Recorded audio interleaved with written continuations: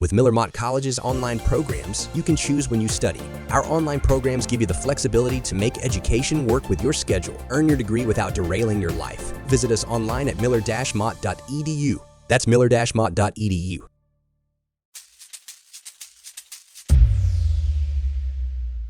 Welcome to Bite Size Bios. This is meant to be a mini-sode that will accompany HDTH. Every week, I will pick a person from history and dive into their lives. All right, welcome back to another episode of Bite Size Bios. This week we are going to cover Hilary Clinton. We're going to find out all about her and her life. But before we get into that, as is customary on this mini episode, we like to go back a little bit to the previous HDTH and see if there's anything that was missed, glossed over, not covered, the things you didn't like. There's not much that I wasn't able to find. I think the one, maybe two things, we never were able to find out who made the cradle of the hard hat. I've looked in multiple places, and I would love to know who this mysterious American in 1919 is who made the cradle for the hard hat, because to me, that is one of the most important parts of the helmet overall, truthfully. And there have been different cradles, quote unquote, that have been made over the years, over thousands of years, but the guy who put it in the hard hat, to me, is I don't know, he takes the cake. Because as I said in the previous episodes, if you don't have that cradle, you're just putting a metal bucket on your head. It's not going to be comfortable. It just won't be. Go and put a bucket on your head, right, or a bowl, right? It's not comfortable. Add that cradle, it's heaven, So we love to find the cradle. That's going to be a never-ending, endeavor for me to figure out where that cradle came from. But we'll just have to leave it here for now. There's one more piece about football helmets that I left out. I'm sure you guys couldn't get enough. But this was talking about the actual idea of them putting radio transmitters in the helmet of the quarterback. And so that first happened in 1955 done by a man named Paul Brown, who was head coach of the Cleveland Browns. And he met with the actual Riddle people that we discussed last episode and worked out a way to put a radio transmitter in the helmet of the quarterback. They loved it, made it easier, but after 3 games, they banned it because I guess they thought it was it was cheating or something like that. They had the opponents figured out that they were doing it, and everyone was mad about it.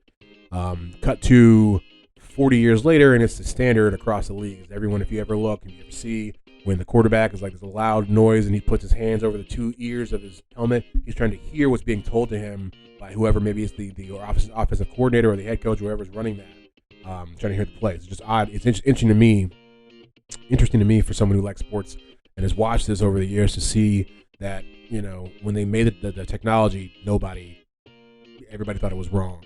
So that was just I already had that information. They were going through so much, and I'd already thrown so much at you guys last episode. I was like, I'm going to let them ride on that. They don't need to hear all about Paul Brown and his radio transmitter exports. Exports? What's what I'm looking for? Exploits. That's what I'm looking for. So yeah, I don't think there's much else to say. Hope these bite-sized bios continue to grow. We can continue to profile some cool people that maybe don't get as much, as much play as they should. As always, if you like what you heard here, if you like what you hear here, you can go over to hdthappen.com and figure out all the rest of how things happened.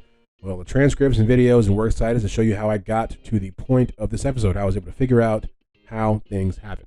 As always, like and subscribe wherever you are listening to this podcast at. Always helps the pod out. It's a free way to help us continue to grow. Give us 5 stars if you can, or 2 stars, and tell us why you didn't want to give us 5 stars. That's fine as well. But as we normally do, without further ado, here is the episode.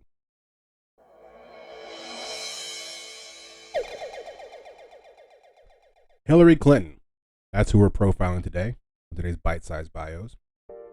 She was born on October the 26th, 1947, in Chicago, Illinois.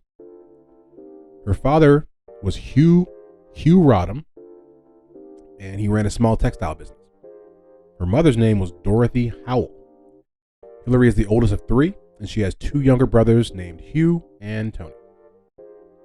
In school, she played softball and she swam, in addition to being a Brownie and a Girl Scout. Upon graduating from high school, in 1965, she enrolled at Wellesley College in Massachusetts, where she was the president of the Wellesley Young Republicans.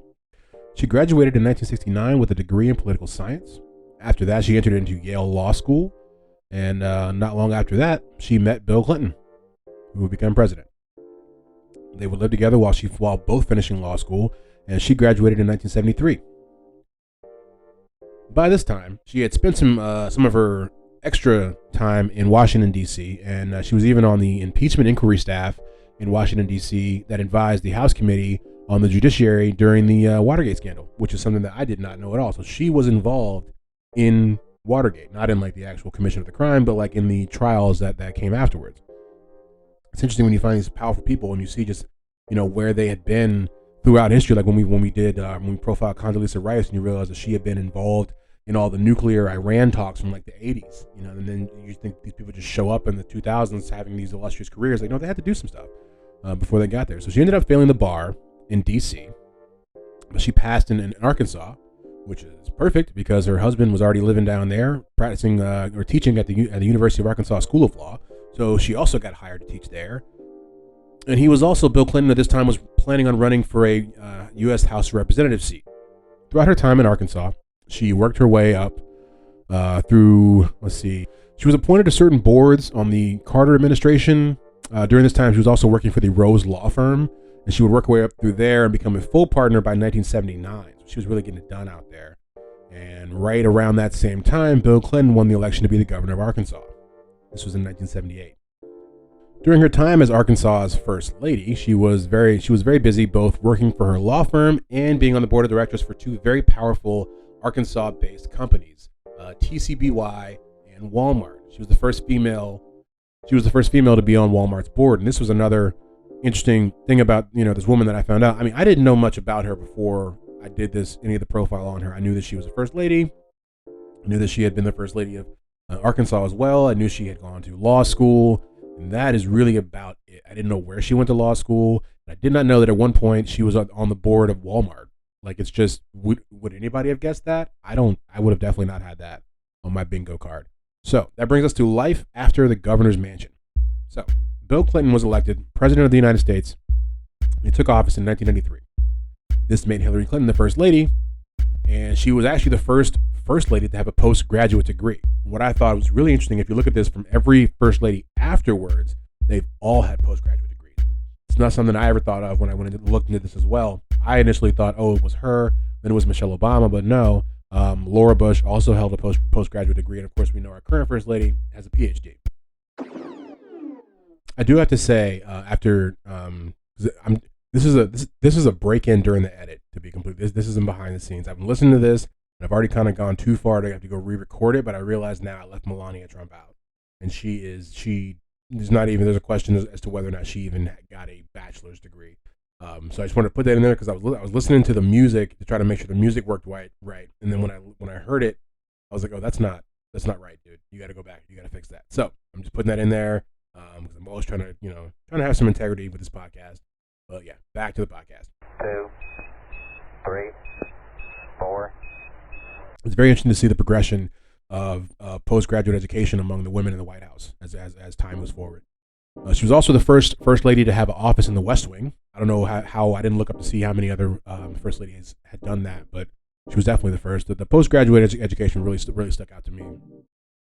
Clinton would hold the office of first lady for 2 terms, and then she threw her hat into the ring for Senate once Bill Clinton got out of office. And of course, I'm just going to skip everything that happened in the middle of that. We all know kind of what happened during Bill Clinton's presidency and who or who not he may have done what with, but this is her, profile, so we're just going to skip right on past that. So as I said, she won the seat.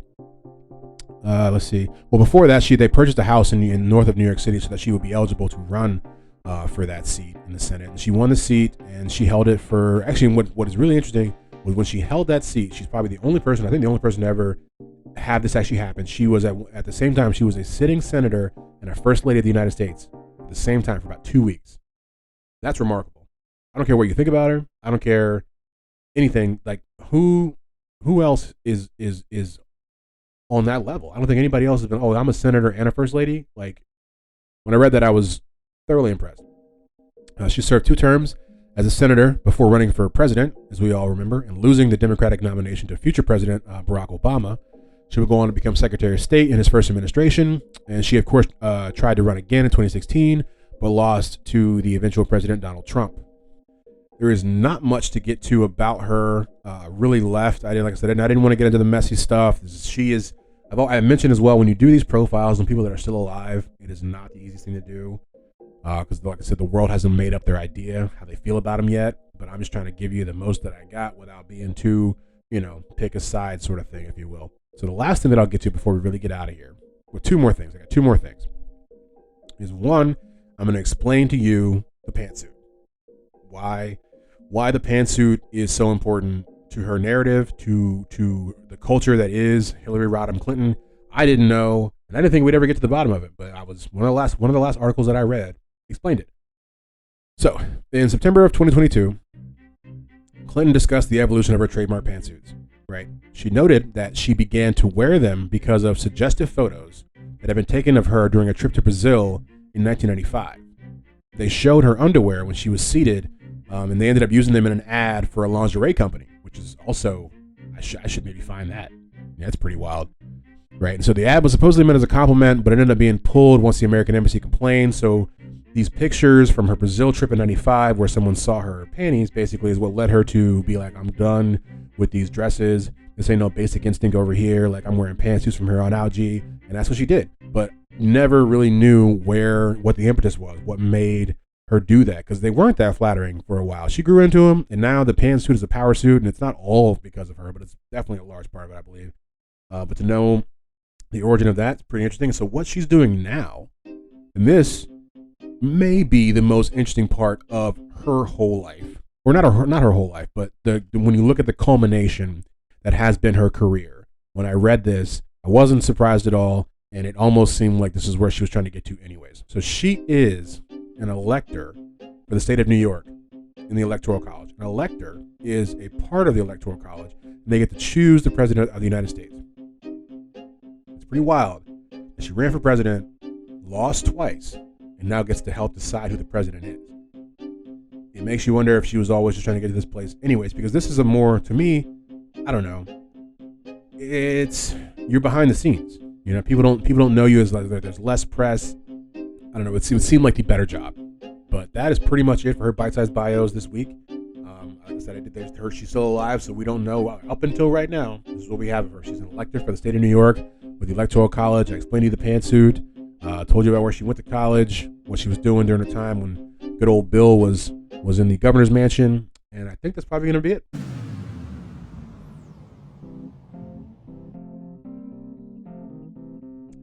That was another episode of Bite Size Bios, BSB. We profiled Hillary Clinton this time. Learned a lot. Learned about that good old pantsuit. You guys can take that with you and spread that among the masses. I'm sure a lot of people don't know why, she started wearing that pantsuit. That was the largest revelation for me, I think, during this entire process. Also covered anything that I may have missed in last week's episode of HTTH, which was, of course, helmets. I hope you guys liked that one. And if you love what you heard, there is always more where that came from over at hdthappen.com. There, as always, you will find a written version of what you just heard, as well as photos and videos that helped me create the episode. The works site will also be up there. I've been working to get the majority of the works site is up there. I realized that I've been saying that for a couple weeks, and there's probably about 30 episodes that don't have works cited up there. So I spent the last couple days trying to get those up there so you can see all my notes and see where I'm getting all this information from. Like and subscribe wherever you listen to podcasts. It really helps the pod grow. It's an easy thing to do. Just give us 5 stars, and you'll find out whenever we get new episodes coming at you. And you give me 5 stars if you can, but if you don't want to, and you want to give me 2 and give me some constructive criticism, I'm down for that as well. But as always, thanks for pressing play, and we'll see you guys in a couple days with the next episode of HDTH.